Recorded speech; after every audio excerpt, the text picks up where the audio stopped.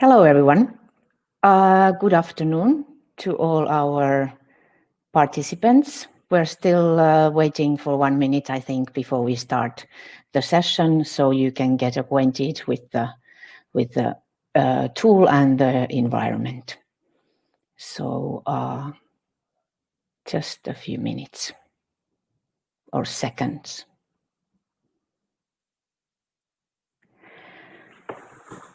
All right.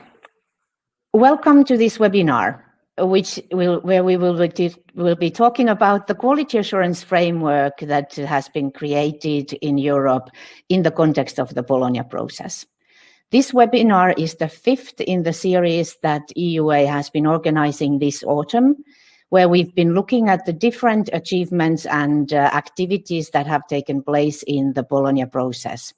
This has all been linked to the upcoming ministerial conference, which will finally take place in the end of next week online instead of Rome in Italy.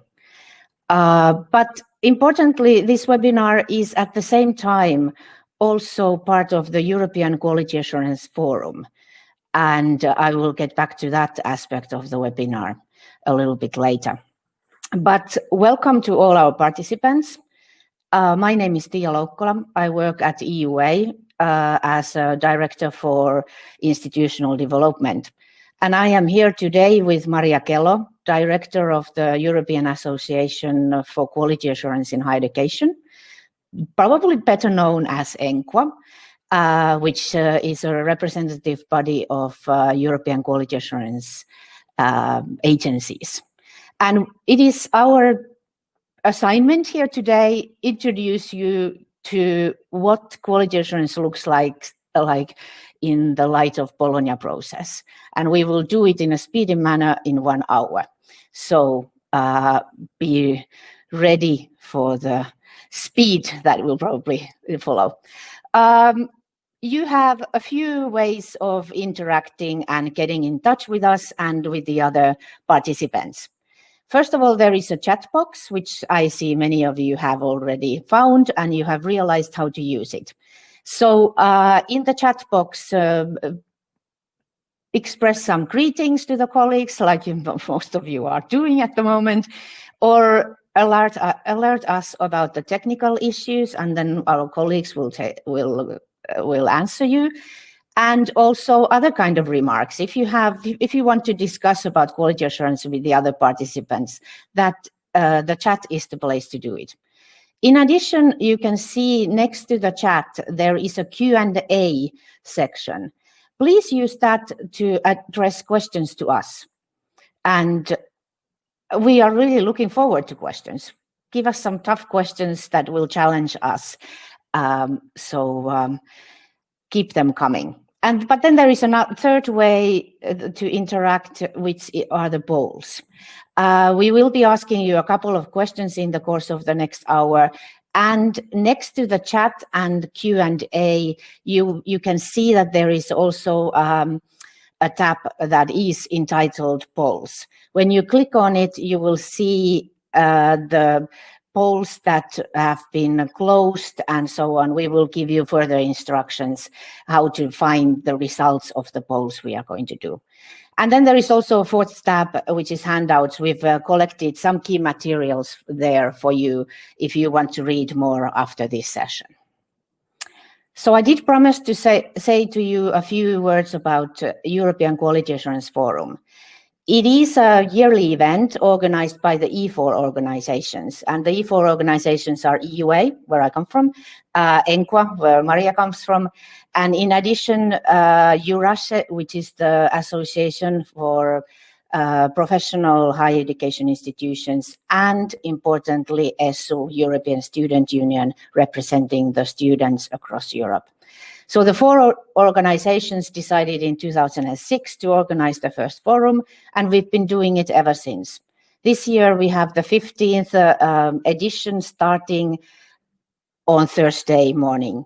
And this session here today is actually something that we've been doing in EQAF for all the newcomers, as we've called them, those people who are attending EQAF for the first time. So now we're doing it online a little bit before we start the EQAF. We do hope that we will get back to normal EQAF routine, where we will be able to meet again next year. And maybe some of you will be inspired by this experience right now to join us live in the future, because it is the main quality assurance event in Europe and the biggest one, gathering all the stakeholders. So I think this finishes with my introduction, and I let Maria get into the real business of what is quality assurance in Europe. Thank you very much, Tia. Thank you for the kind introduction, and welcome to everybody to this session. I see very many familiar names on the list of participants, so I hope this will be not too many old news for you, because this is an introduction to quality assurance in the European framework, but I hope we can still bring up something new for everybody. So quality assurance has been really an important action line in the Bologna process from the very beginning, since the Bologna Declaration in 1999, and I would say perhaps even increasingly so, because now for a few years it has been one of the 3 key commitments of the Bologna process. So it has been the recognition, qualification frameworks together with the European Credit Transfer System, ECTS, and quality assurance. So it's recognized that quality assurance has a really central role to play. And we could also say that it has been actually one of the success stories of the Bologna process, with very many concrete outcomes, perhaps 2 of which the most important ones are listed there on the slide. The first one is, of course, the standards and guidelines for quality assurance in the European higher education area, known better as the ESG. Which were proposed by the E4 group that Tia just mentioned, ENQA, ESU, EUA, and EURASIA institutions, students, and the agencies together. The second very concrete outcome of the Bologna process, and actually the only legal entity so far, has borne out from the Bologna process, which is the European Quality Assurance Register for Higher Education, ECAR. And we'll tell you something more about ECAR just in a moment. And then, of course, we have EQAF, like Tia says, this is the 15th edition. So the first one took place 14 years ago. It's been quite a while. And that has, of course, also supported, particularly, I think what is important, that it has brought together practitioners from different backgrounds, from agencies, from institutions, but also policymakers. So this is really the forum where people have been able to meet and discuss quality assurance, not only in the silos of institutions separately from agencies and so on. The particular thing about the European context of quality assurance is that it's really stakeholder driven and steered. That is particular compared to many other systems in the world. And we should be quite proud of that, but also aware of what it means. So even though the ESG have been approved by the ministerial conference, first in 2005 and then in 2015 in the revised version, they've been prepared by stakeholders. And ECAR has as its members not only national ministries, but also the stakeholder bodies, which are actually the founding members of ECAR. So the stakeholder role is quite strong in the European context. But if you think, then we talk about the ESG a lot. I've been already mentioning them a few times in this first minute, or I've spoken to you. You'll be hearing about that many times during this presentation and later on if you attend other of the EQAF sessions. But how well do you know the ESG? That's the first questions we would like to pose to you through the first poll.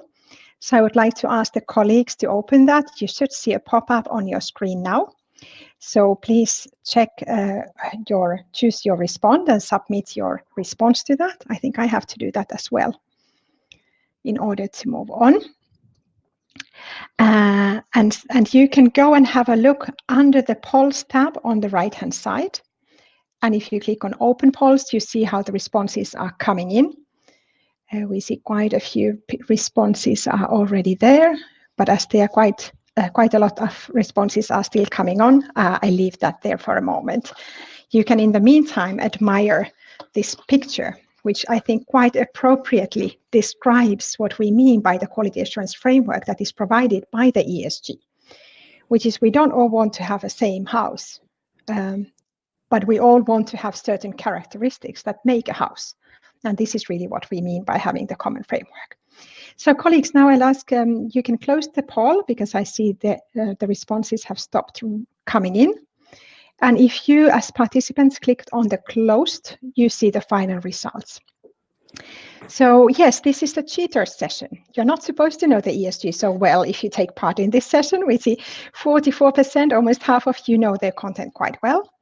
Whereas there are still some who have never heard of them before and some who haven't really read them yet, although might have heard about that. So it's quite balanced. Thanks for that. And I'll be ready to hand over to Tia for the next slide. Thank you, Maria. It is indeed nice to know that we do have some people who also know the ESG, so perhaps you will be able to challenge us in the question part. But we do indeed have participants who haven't looked at the document, and I don't necessarily think that everybody needs to look at it and know it by heart. So let's say a few words about what is the ESG. It's basically what you would call the Bible of quality assurance in the European higher education area, but it is a reference framework. That means that, for instance, if you work in an institution, you don't necessarily look at it every day. You are probably looking at more at the agency's instructions to you as to what they are going to check when they come and look at your internal quality assurance system. But it is a reference framework for agreed practice in quality assurance. It needs to be said it's about quality assurance. It's not necessarily about quality as such. But quality assurance processes. It covers three parts. First part describes standards and guidelines for internal quality assurance in the higher education institutions. The second one describes standards for and guidelines for external quality assurance carried out by the quality assurance agencies. And then there is also a third part which talks about the internal quality assurance within the agencies. And in each case, there is a standard which describes the expectation, and then there is guideline that explains why the standard is there and gives some hints as to how to operationalize the standard. The focus is indeed on quality assurance and on higher education. Importantly, however, there is a sentence in the introductory part of the ESG which talks about the fact that in higher education institutions need to have quality assurance that covers all their activities. So the fact that the ESG doesn't talk about, for instance, of quality assurance of research or quality assurance of governance, that doesn't mean you as an institution should not be doing it. This just is the focus of the institution, of the ESG on higher education.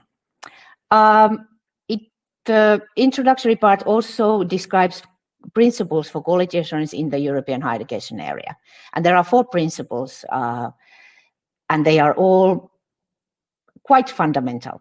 First of all, higher education institutions have the primary responsibility for quality of their provision and its assurance. This acknowledges the fact that it starts with the internal quality assurance if we really want to make sure that our education is of high quality. Quality assurance responds to the diversity of higher education institutions, systems, programs, and students. This goes back to what Maria already said, that we don't necessarily want a higher education that is exactly the same everywhere. There needs to be respect for diversity. Quality assurance also supports the development of quality culture. And those of you who work in an institution at least know that this is the challenging part, and I'll get back to you perhaps a little bit later in the session. And then the 4th principle is that quality assurance takes into account needs and expectations of students, all other stakeholders, and society.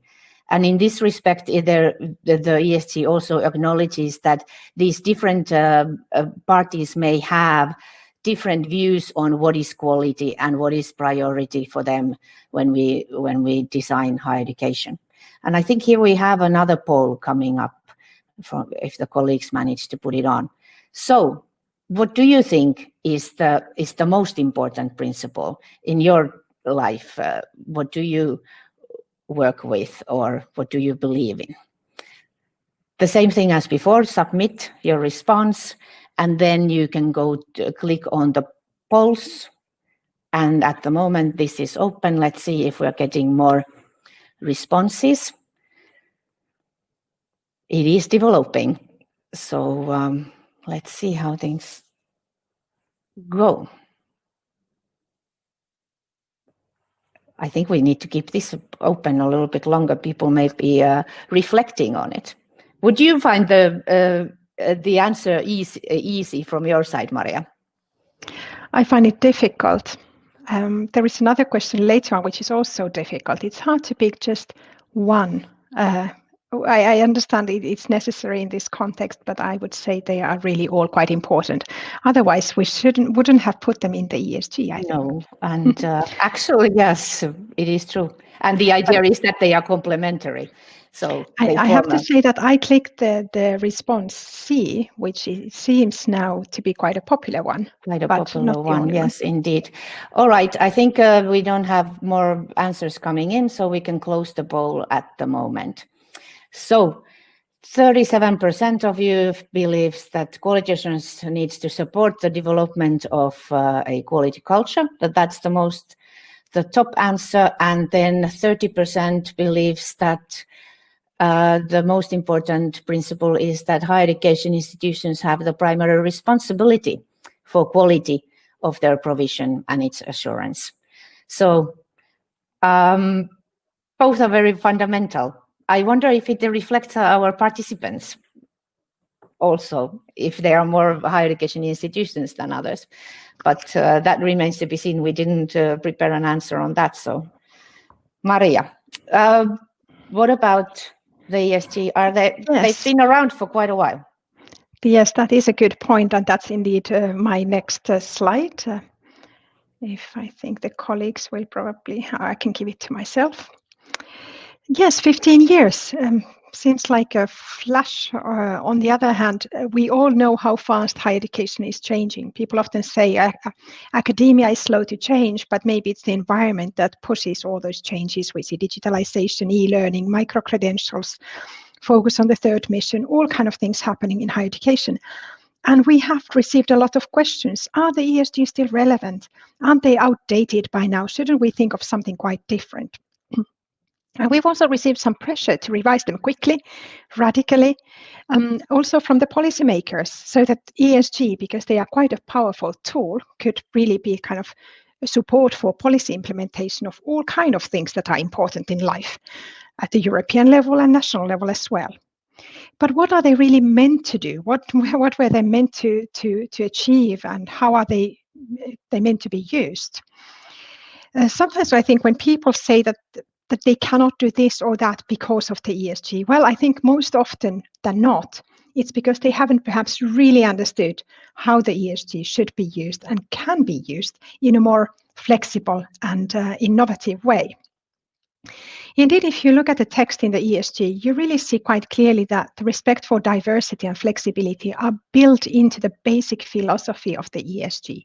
It's all about that. And therefore, it's our firm belief of those who were the authors of this document that they can be successfully used for quality assurance of very different types of higher education provision. Like I said, e-learning, micro-credentials, the university alliances. There is nothing in the ESG that wouldn't be a useful framework for these as well. And they can also accommodate systems that allow for experimentation and innovation in teaching and learning, or in quality assurance itself. Another important thing is to remember that the ESG were not meant to be copied and pasted and implemented directly in all contexts as they are. They require some contextualization and kind of need to be appropriately implemented in the different contexts. So in that sense, the stakeholder discussions in the different systems, in the different contexts, is very important to understand what is the useful, flexible, meaningful way of using the ESG in those specific situations. Then we've also observed that there might be some misunderstandings on how this document should be used and interpreted. And I try to kind of clarify just a couple of those. First of all, it is possible to go beyond of what the standards prescribe. Those are the minimum requirements. It's always possible to do more and better things than those. It's also possible to go beyond the ESG as a whole. We get sometimes questioned, oh, but it doesn't really address properly the research mission of universities, or there isn't enough on sustainability. Or what about good management structures? There isn't enough of those in the ESG. And the message is always, you can add to the ESG. ESG are not the only tool, and there are probably, and we know there are, at national level, but also at European level, many different quality tools that can be used together or in parallel with the ESG. And then Tia already said this, guidelines and standards, and guidelines are not standards. The guidelines are often taken as standards, but that leads to a very narrow, one good way of doing things kind of mentality. But the guidelines should really be taken for what they are. They are guidance, advice, suggestions, and not rules. The E4 organizations felt really the need to put all of this in a statement because we felt there's been a lot of misunderstanding on the ESG. And you can find the statement in the link in that slide. It's also under the handouts, and you will have the slides later on. So then you can click on that and go and have a look at more in detail what we mean by what we say on that respect. Thanks.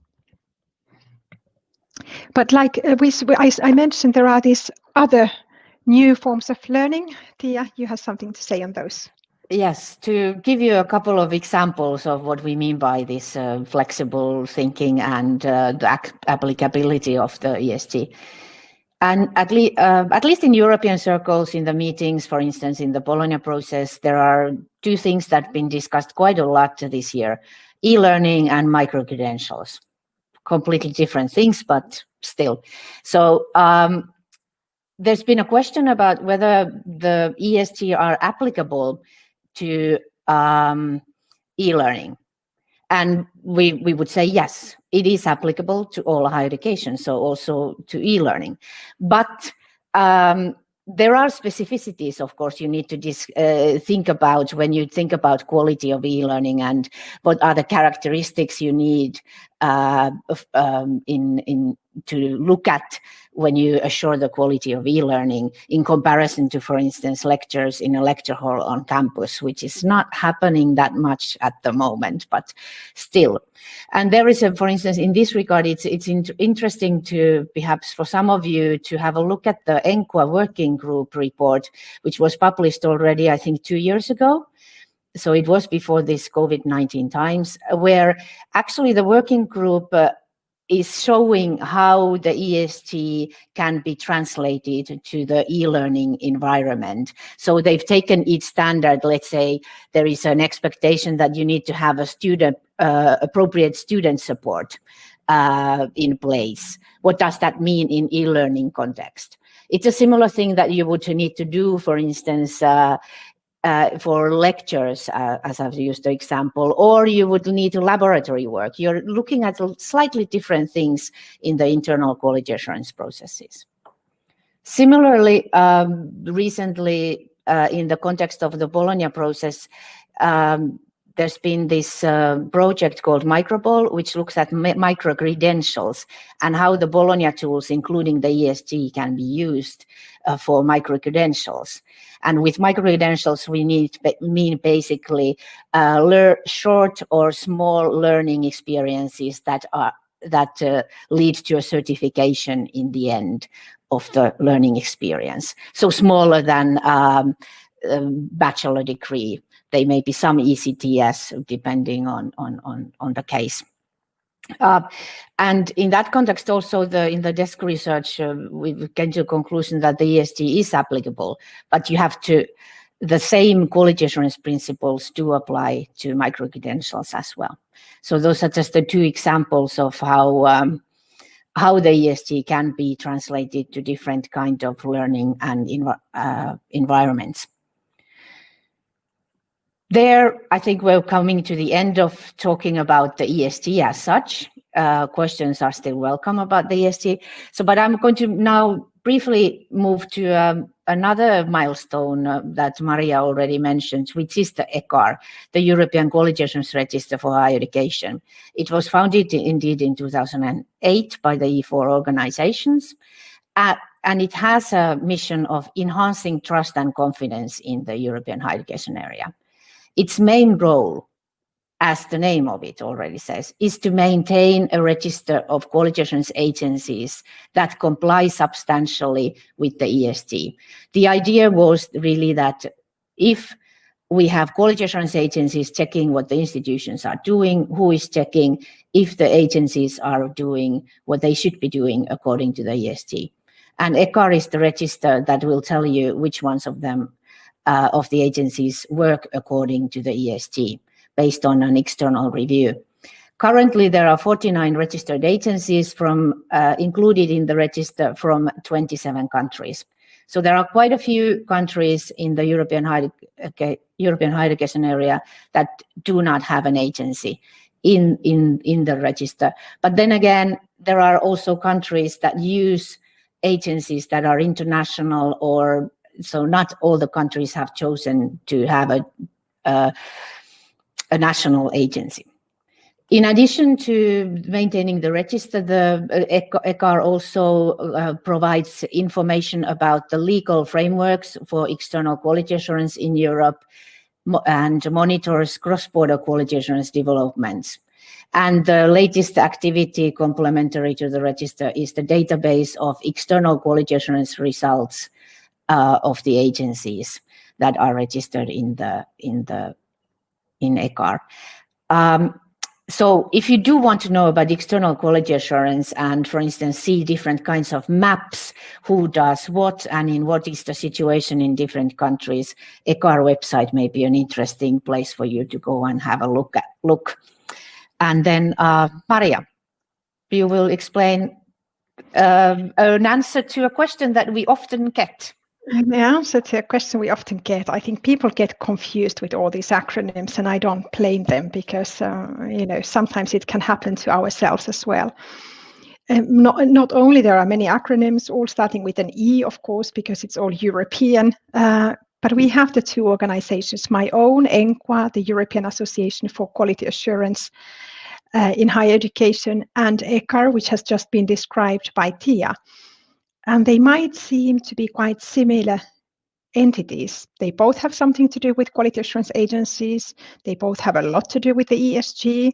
So who is who and what's really the difference? So that's why we decided to present this little table here that hopefully clarifies the kind of technical differences between the two, but also thereby the different purposes of the two organizations. So I start with saying something more about ENQA, which was created by quality assurance agencies themselves in 2000. So it has really grown together with the Bologna process because it's been there almost for as long as the Bologna process itself.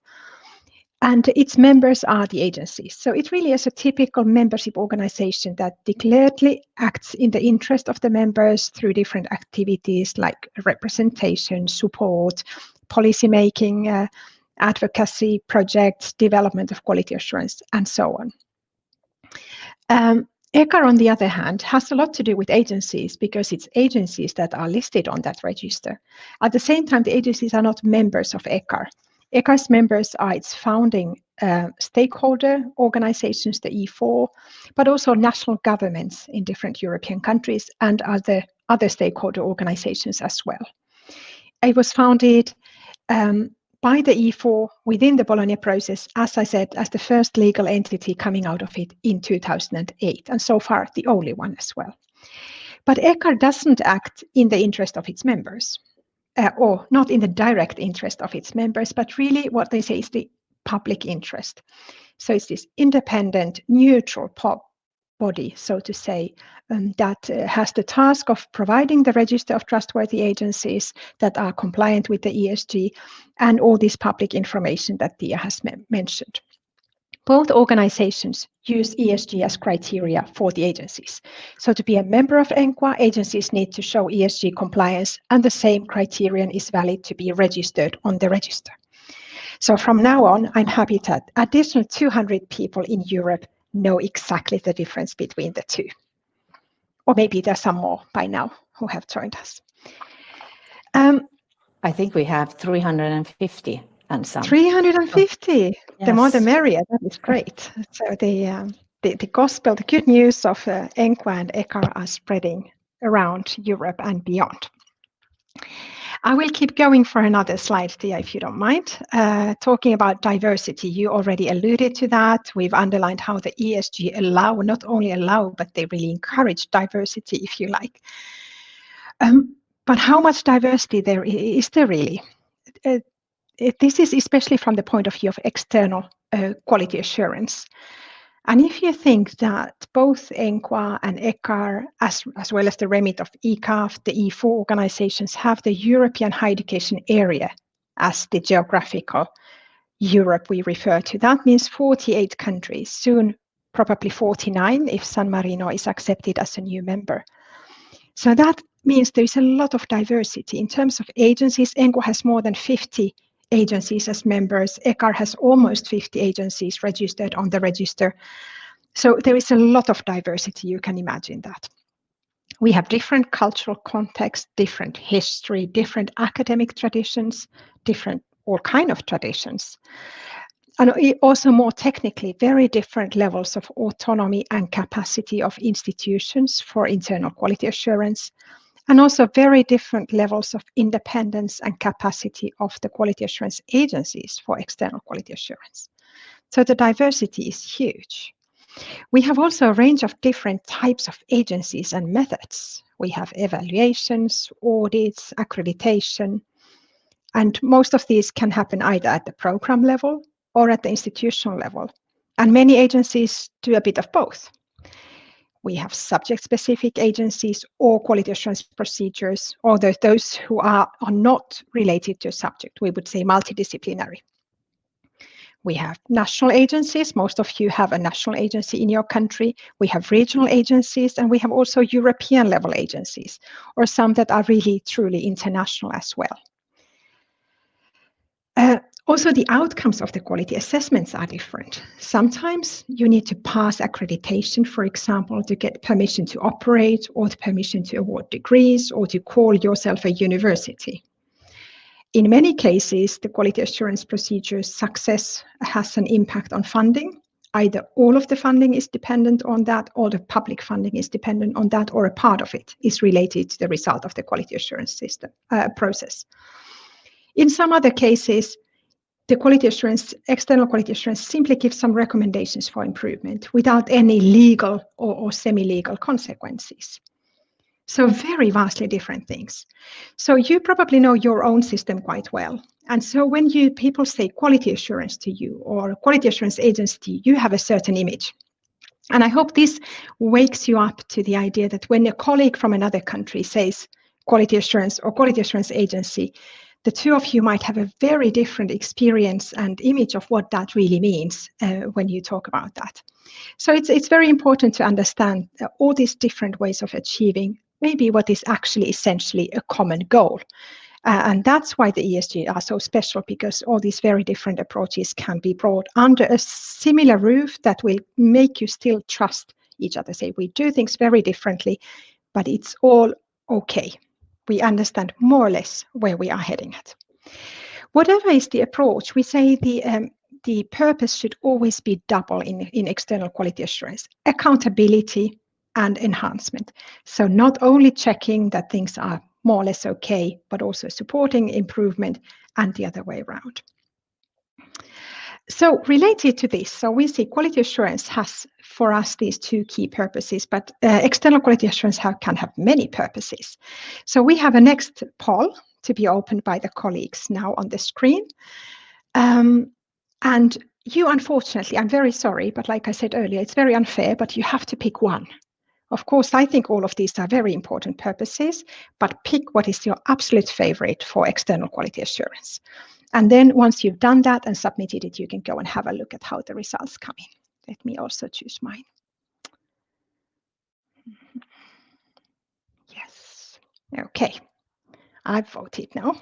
Let's go and see how it looks. Responses are very fast coming in. You're really clicking the buttons.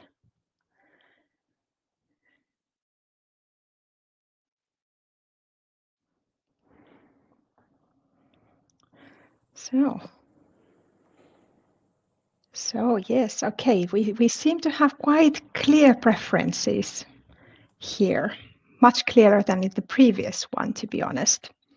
So I think we can close the poll now because I see that the number stopped going up and now you can see the final results under the closed tab. Most of you clearly think that, I have to say, was also my answer, support, constant enhancement and improvement of higher education. So that's really what external quality assurance should be first and foremost about. But on the other hand, also a good quarter think that it should really be about guaranteeing minimum standards. So that is also a very important thing. And immediately with these two, you see the two purposes I just said before we went into the poll, the accountability and the enhancement. So those are clearly the number ones there. Reliable information on the quality, 17%, quite high. Support development of internal quality assurance is not considered as such a first priority for external quality assurance, nor is that of allowing institutions to demonstrate their quality externally only 4%. Now that will be interesting to hear a bit more about. I think Tia will get into internal quality assurance now, so let's hear something about that. I think here also we, by the way, have a situation where probably most of the quality assurance processes do all the alternatives and they feed into each other.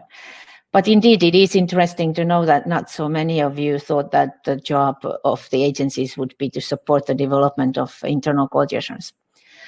But then again, maybe it is the job of the institutions to develop their internal quality assurance, and it's not only maybe, it is. I would say that when the Bologna process started to work on quality assurance, there probably was more emphasis on external quality assurance, getting in those systems in place.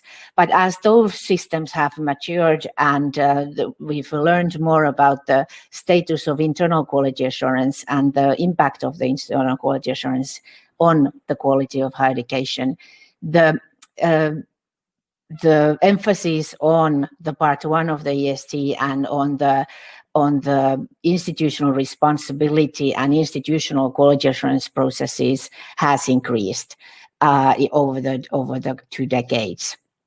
And there is also what we have seen, despite of the diversity that Maria described in the external quality assurance process, we've seen that more systems have started to introduce institutional external quality assurance processes. So what this means is that the agency looks at your institutional system and whether you do a good job. They don't necessarily go anymore, in many cases, to check whether your programs, each of your programs, are okay. So this has really led to what we have seen in EUA surveys, a great increase in internal quality assurance activities. What do we talk about when we talk about internal quality assurance? This is the same thing happens here. You may be talking about very different things, but what we've kind of categorized and we found in our studies is that we can see basically 2 schools in the approaches to internal quality assurance. First one is when you talk to the colleagues in certain higher education institutions, they talk about quality assurance as being something that is aligned to the strategic management of their institution. Quality assurance is seen in these cases as a means to support the achievement of the institutional goals and strategies.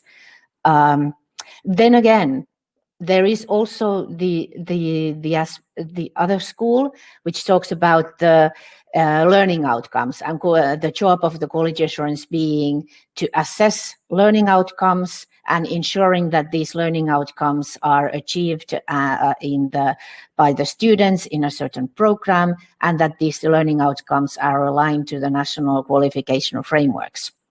So one looks at really, are the students learning? The other one is talking about institutional strategy. In all honesty, the ESG talks about both, and it talks about the balance between the two. But we can see that in practice, sometimes there is a kind of emphasis to one or another. And perhaps the novelty of the ESG 2015 has been that we've put more emphasis on the student learning in the quality assurance processes, and there is even a new standard about it. EUA has published a whole report about this, so I'm not going to go into details on that. I've said before already that quality culture should be the aim of quality assurance processes. We should be ensuring that our communities are committed to providing quality, and there is a cultural commitment and a culture in an institution, or many cultures, depending on how it is structured. We've talked about this, and I would say that, for instance, in the European Quality Assurance Forum, every year we have sessions about this, and this is something that is never ready, and it remains challenging for many of us. How to make sure that our students, our staff, our leadership are all part of the same community and working towards the common goal of high quality education. This is where I could launch a whole new workshop of a couple of days with you, but we don't have time for that. So we're going to take here a little bit of a break and see where we are with the questions and answers, perhaps, as well. Yeah, I see there a good question, which is really almost looks like it's done on purpose. Martin asks about ECHAR. Isn't it so that ECHAR is not just about checking compliance of the agencies, but also ensuring there is a European space for quality assurance in which institutions can choose any agency listed on the register? So an important tool for cross-border quality assurance. And I'm saying this is very topical because this will be exactly the next item that we will have on our presentation. So you are absolutely right, and we will get into more details about cross-border quality assurance in just a moment.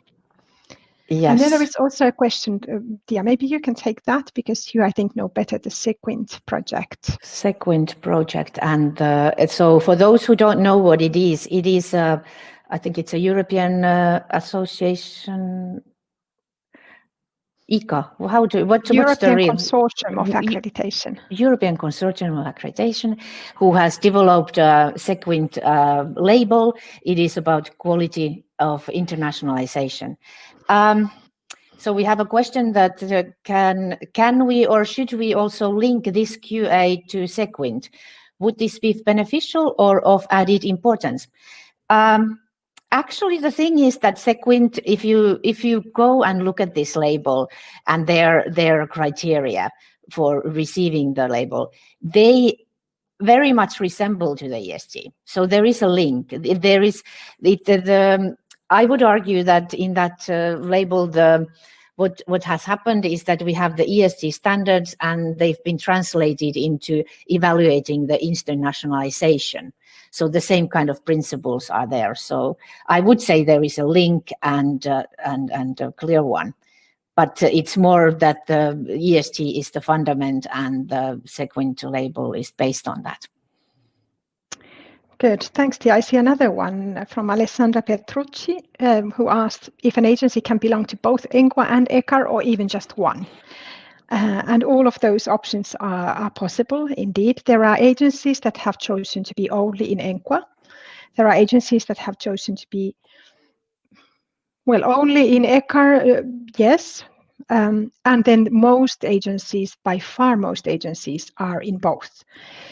And why that? Because they have two very different purposes to be widely described. ECHA is indeed the body that gives you kind of the formal recognition of being an ESG compliant agency, independent organization. And it is also the tool to be used in the Bologna process for cross-border quality assurance. ENQA is a membership organization. So if an agency wishes to be involved in activities with other agencies, get support, have their voice heard in the policymaking processes, then ENQA is also interesting for them. So that's why we see almost, a huge majority of agencies being in both. Yes, if they have. But I think the difference is you have also affiliates in ENQA. So we have also ECHA is kind of you're in or you're out. You're not in between. Yes, exactly.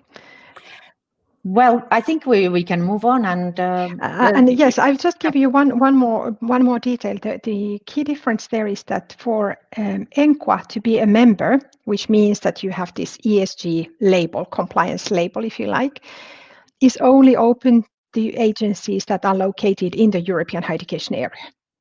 So it's not possible for a US agency or a Hong Kong agency to be a member of ENQA, whereas it is possible, technically speaking, for such an agency to be registered on ECHA. If they work according to the ESG. If they work on everything they do along with the ESG, indeed. Okay. But I think there's one more question that has come up. Do we have one more? Yes, okay. From your experience, are there institutions that implement both ESG guidelines and ISO QMS systems? Tia, that's a question for you. Yes, there are. I would say that in Europe, in general, ISO is not used so much. But I think some years ago, we made a survey where, was it 7% of the institutions replied that they use some kind of ready-made quality management system, such as ISO or EFQM or some others. But we do have examples where both are being done. And there have been some comparisons being made, and conclusions that I've seen from most of the researchers have been that the principles in the two frameworks are not that different. You can combine them. And partly it is because of the ESG, for instance, gives you a lot of latitude as an institution to design a system that makes sense in your context, which then also allows you to take on board the ISO requirements in your system. But Martin is probably eagerly by now waiting for Maria's response about the cross-border quality assurance. Yes, I know. We do have an additional question, but maybe you think about the response to that while I speak, and we can pick that up later. It's about the third cycle, one of the big issues we have. Okay, so there is just an image. You see that is the image has been drawn at the EQAF in 2009. So one of the quite first EQAFs by now, 11 years ago. It seems really incredible that it's been so. And it's a very timely picture still now. It kind of gives you the idea that there might be something to be gained if you look a bit further away from your own system and to something different. And it might be an interesting thing to therefore also think about cross-border quality assurance. So let's look at that a little bit more. What do we mean by cross-border quality assurance? People might get confused. We don't mean only or simply in this context quality assurance of cross-border higher education. What we mean is that an agency carries out a quality assurance procedure out of their normal national context. So a Finnish quality assurance agency doing a procedure in Austria, or a German agency doing a procedure in Croatia, and so on. So that is what we mean by cross-border quality assurance. There's been a political will to promote such cross-border quality assurance. There's been a will to do that through the ministerial communiques. And the purpose is that the institution should, like Martin was indeed indicating, that they could choose any agency or an agency that suits their profile from among the ECHA registered agencies. So by now it's 49 agencies. So it's a big number of agencies compared to your own country where you might have one or you might have maybe two agencies that you can choose from. Why would institutions do that? Why would agencies do that?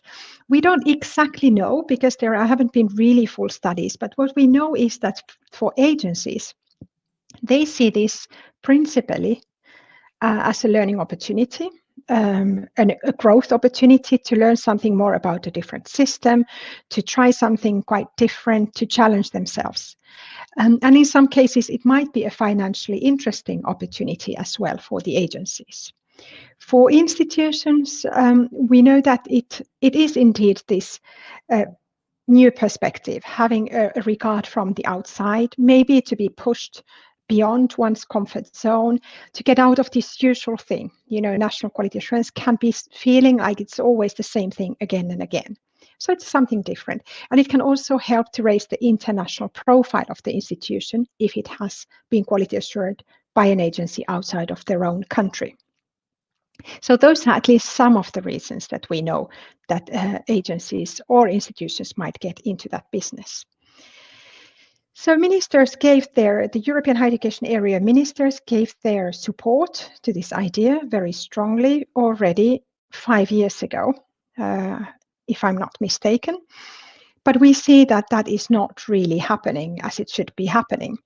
At the moment, there are 19 systems out of the 48 where all institutions can choose an EHEA-registered agency for the external quality assurance. And what we mean by can choose is that I don't know of any country where it's forbidden for an institution to do quality assurance also with a foreign agency. But can they do that instead of their national quality assurance agency's procedure? That's the point. So in 19 systems, all institutions can do it. In other 11 systems, they can choose an EHEA-registered agency, but that agency has to follow the national requirements in their procedures.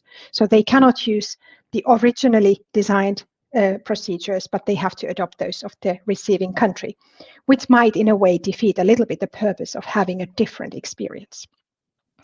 And unfortunately, as to the moment, 17 systems do not recognize foreign agencies as part or in replacement of their national system. What we also know is that cross-border quality assurance can be an interesting experience, but it's usually quite labor-intensive and quite complicated. It's not an easy thing to do, and it shouldn't be done lightheartedly, if you like. Requires careful consideration by the agency and by the institutions. So that's why the E4 organizations, together with EHEA, put their wise heads together and prepared a support document called Key Considerations for Cross-Border Quality Assurance. And it really takes the institutions and the agencies step by step through the process. What should they think about? What would be a good way of acting in certain situations, also out of respect for the quality assurance agency in the institution's home country, etc. And you can also have that, you can find that in the handouts, and I suppose colleagues will be also posting, if they haven't done so yet, the link in the chat. So that much about the quality assurance of cross-border quality assurance, and then relatedly perhaps, Tia, about joint programs. I will take a detour here. I'm taking the question that you promised that I will take before I forget it, about the doctoral education and the ESG. Okay, good. Yes, so the ESG is also expected to be applied to doctoral education, the education part of the doctoral education. So it is applicable there as well. I have written a little article in this about this a while ago when I was doing kind of playing with my thoughts about how it can be applied, and it can, but it is important in that case to really think about the context of the doctoral education and to respect the specificities of the doctoral education. Let me just give an example of the standard 1.3, which talks about the need for the higher education to be geared towards student-centered learning and the student. And actually, this is not the language we use in doctoral education, but I think the essence is the same. In doctoral education, really the doctoral candidates learning and them taking the active role in their own own studies is really the core of the essence. So we're not using the same language, but I think the principle is still there, and you just need to think about a little bit more how to translate it into a doctoral education world. But yes, indeed, about the joint quality assurance of joint programs. It's been discussed quite a lot recently because of very well known initiative called the European University Initiative, where the university alliances are developing quite a few of the joint programs. But the idea of the joint programs, which means many universities coming together and offering a bachelor's program or master's program in ABC topic. The joint programs are not a new thing, but they've probably gained more visibility at the moment. And also the challenges related to them have gained more visibility thanks to this new initiative. But this was already discussed in the Bologna process a while ago, and in 2015 there was a document that was adopted which is called European Approach to Quality Assurance of Joint Programs. And the idea of that one was really that, you know, if you have a program that is offered by universities, let's say in 6 different countries, and some of these countries require program accreditation for this program, there should only be one process, and that's external quality assurance process. And that process should be based on the ESG, and it should not be using the different and sometimes conflicting national criteria that often exist in program accreditation. So the idea was that if all the countries would adopt the joint the European approach for quality assurance for joint programs, it would release the bureaucratic pressure. One of the agencies involved would go there and do the process, and everyone would recognize the results. Is this a good program or is this not? What we see is that there hasn't been that many countries changing their legislation. So the impact of this approach has been relatively limited. At the moment, in the European higher education area, 18 systems use European approach. In 18 systems, the use of the European approach is not permitted. In 15 systems, European approach is available to some higher education institutions, or it is available in some specific circumstances or with some conditions. And in 15 systems, all higher education institutions can use it. It needs to be said, for the most part, these 15 systems are actually systems where there is no program accreditation. So in a way, the problem of complying with the different program accreditation rules never existed in these systems. So still work to be done, and I think the European University Alliances are doing their part in advocating that we would make progress in this regard. So Maria, have you found new questions you want to answer before we wrap up this session? There are a lot of questions, to be honest. I've been trying to respond them in the writing.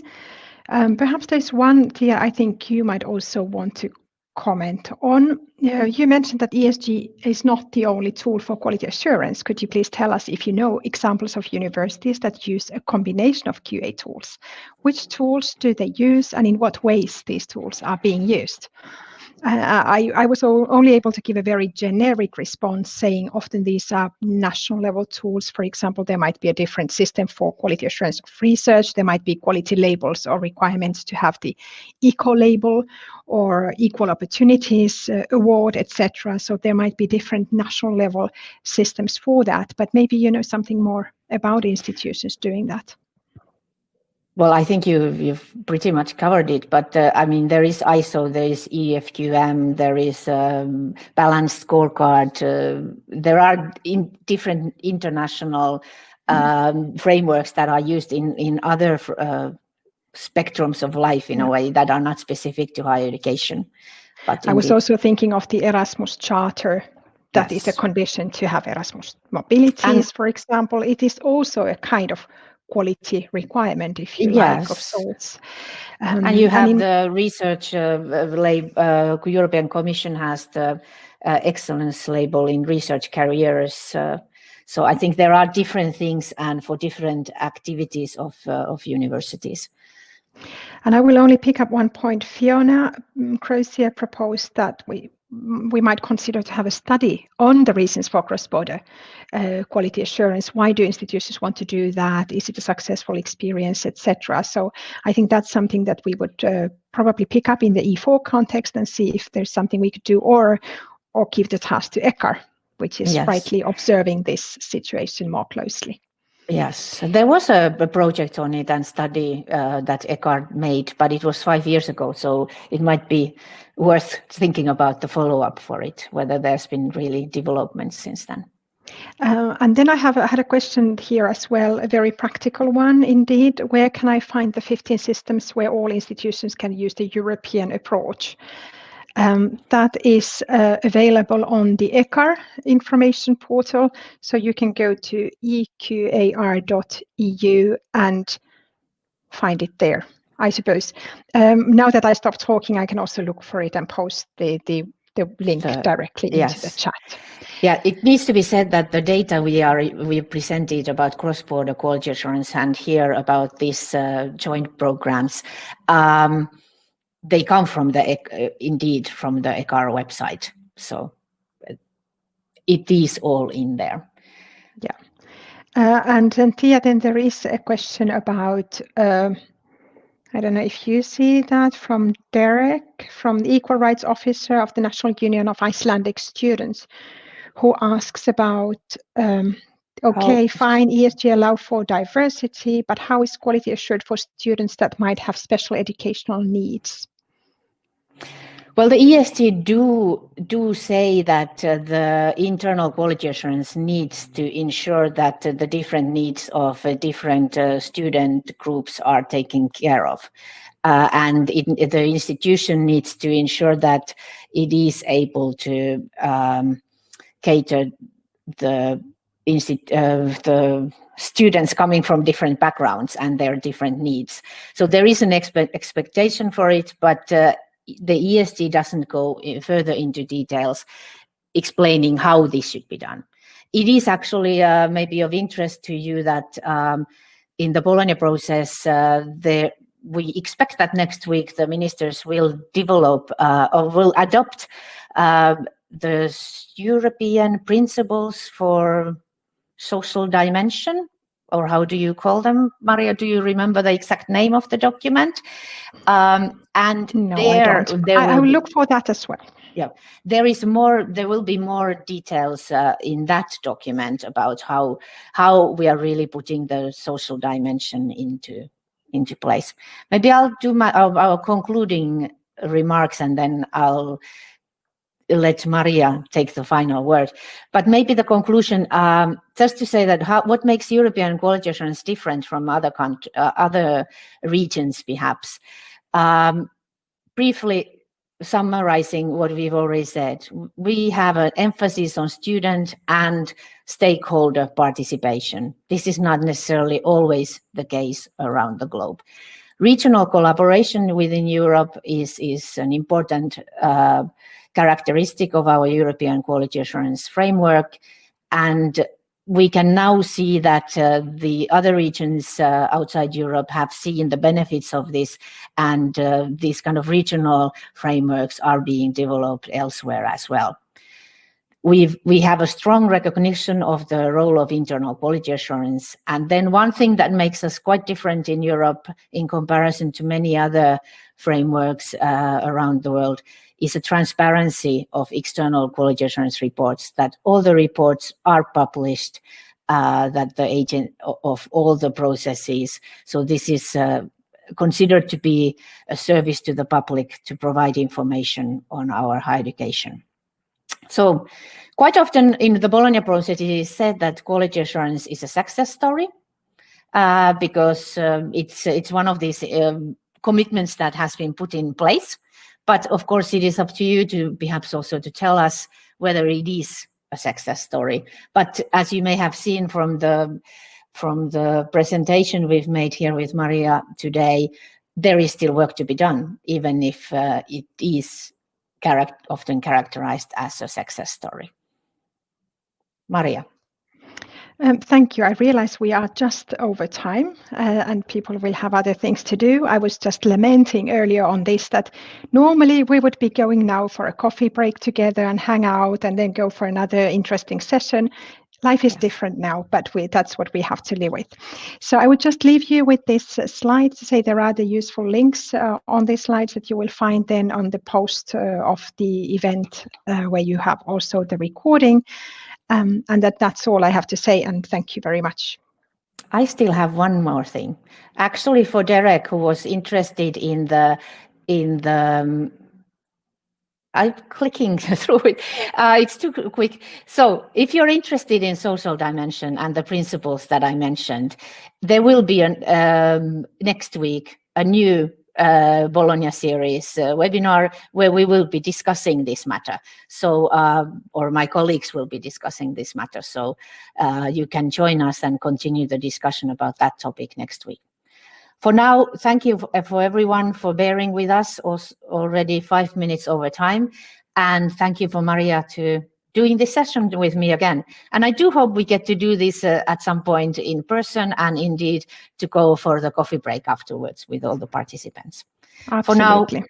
For now, a wonderful afternoon to all of you. And thank you for having joined us. Bye. Bye-bye.